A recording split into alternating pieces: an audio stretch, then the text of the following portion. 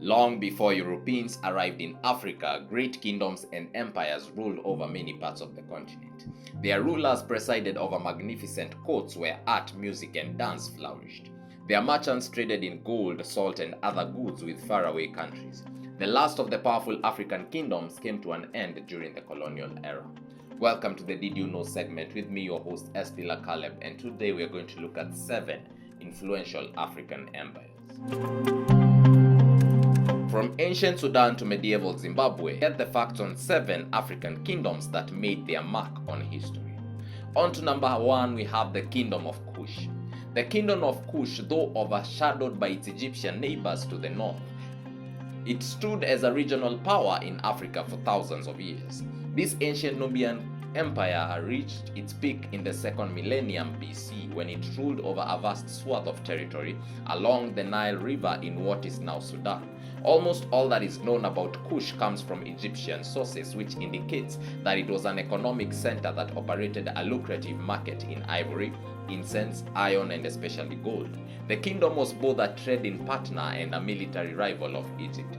It even ruled Egypt as the 25th dynasty, and it adopted many of its neighbors' customs. The Kushites worshipped some of the Egyptian gods, mummified their dead, and built their own types of pyramids. The area surrounding the ancient Kushite capital of Meroe is now home to the ruins of over 200 pyramids, more than in all of Egypt.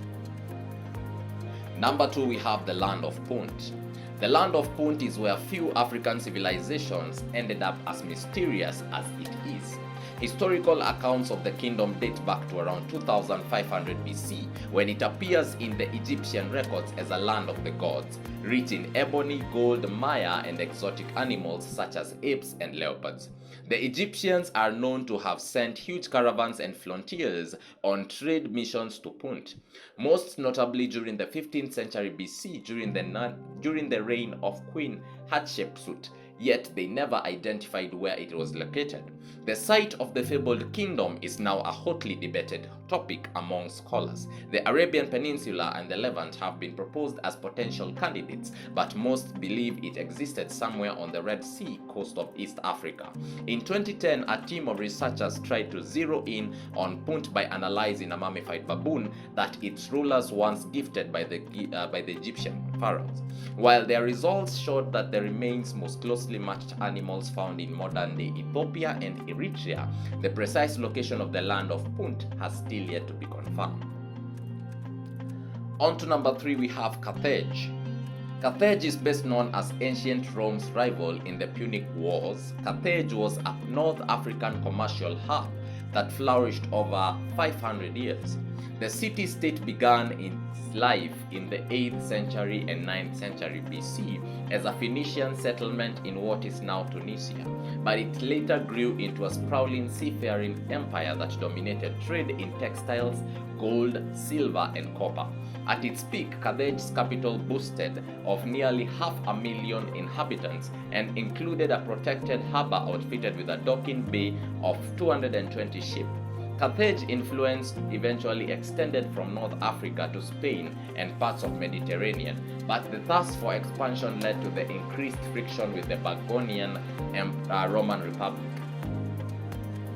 Beginning in 264 BC, the ancient superpowers clashed in the 3 bloody Punic Wars, the last of which ended in 146 BC with the near total destruction of Carthage.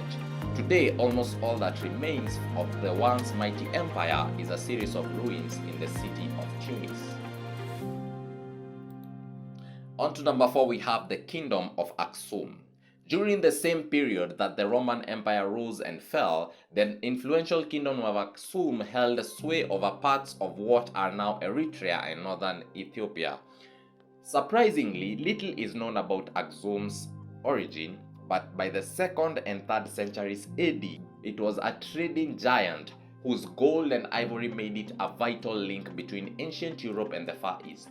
The Kingdom of Aksum had a written script known as Ge'ez, or Ge'ez, one of the first to emerge in Africa, and it developed a distinctive architectural style that involved the building of massive stone obelisks, some of which stood over 100 feet tall, which is around 30 meters. In the 4th century, Aksum became one of the first empires in the world to adopt Christianity, which led to a political and military alliance with the Byzantines. The empire later went into decline sometime around 7th or 8th century, but the religious legacy still exists today in the form of Ethiopian Orthodox Church. Then we have the Malian Empire. The founding of the Malian Empire dates to the 1200s when a ruler named Sundiata Keita, sometimes called the Lion Kings, whom we looked at in one of our videos in Randi Tv, led a revolt against Soso, king, and united his subjects into a new state. Under Keita and his successors, the trading empire tightened its grip over a large portion of West Africa and grew rich in trade. Its most important cities were Djenné and Timbuktu, both of which were renowned for their elaborate adobe mosques and Islamic schools. One such institution was Timbuktu's Sakore University, including a library with an estimated 700,000 manuscripts. The Malian Empire eventually disintegrated in 16th century, but at its peak it was one of the jewels of the African continent and was known the world over for its wealth and luxury. One legendary tale about the kingdom's riches concerns the ruler Mansa Musa, whom we looked at in one of the kings in Randi TV, who made a stopover in Egypt during the 14th century pilgrimage to Mecca. According to contemporary sources, Musa dished out so much gold during the visit that he caused its value to plummet in Egyptian market for several years. We have number 6, the Songhai Empire. For sheer size, few states in Africa history can compare to the Songhai Empire, formed in the 15th century from some of the former regions of the Mali Empire. This West African kingdom was larger than the Western Europe and comprised parts of the dozen modern-day nations. The empire enjoyed a period of prosperity thanks to the vigorous trade policies and a sophisticated bureaucratic system that separated its vast holdings into different provinces, each ruled by its own governor. The Songhai Empire reached its zenith in the early 16th century under the rule of the devout King Mohammed I Askia, who conquered new lands, forged an alliance with Egypt's Muslim Caliph, and established hundreds of Islamic schools in Timbuktu. While the Songhai Empire was once among the most powerful states in the world, it later crumbled in the late 1500s after a period of civil war, and internal strife left it open for invention with the Sultan of Morocco. Then we have the Great Zimbabwe. One of the most impressive monuments in sub-Saharan Africa is the Great Zimbabwe, an imposing collection of stacked boulders, stone towers, and defensive walls assembled from cut granite blocks. The rock citadel has long been the subject of myths and legends. It was once thought to be the residence of the biblical Queen of Sheba, but historians now know that it is as the capital city of indigenous empire that thrived in the region between the 13th and 15th centuries. The kingdom ruled over a large chunk of the modern-day Botswana, Zimbabwe, and Mozambique. It was particularly rich in cattle and precious metals and stood astride a trade route that connected the region's goldfields with ports on the Indian Ocean's coast. Though little is known about its history, the remains of the artifacts such as the Chinese pottery, Arabian glass, and European textiles indicate that it was once a well-connected mercantile center. The fortress city at Great Zimbabwe was mysteriously abandoned sometime in the 15th century after the kingdom went into decline. But its heyday, it was home to an estimated 20,000 people.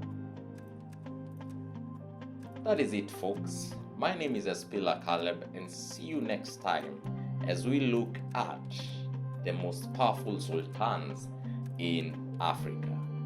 Keep it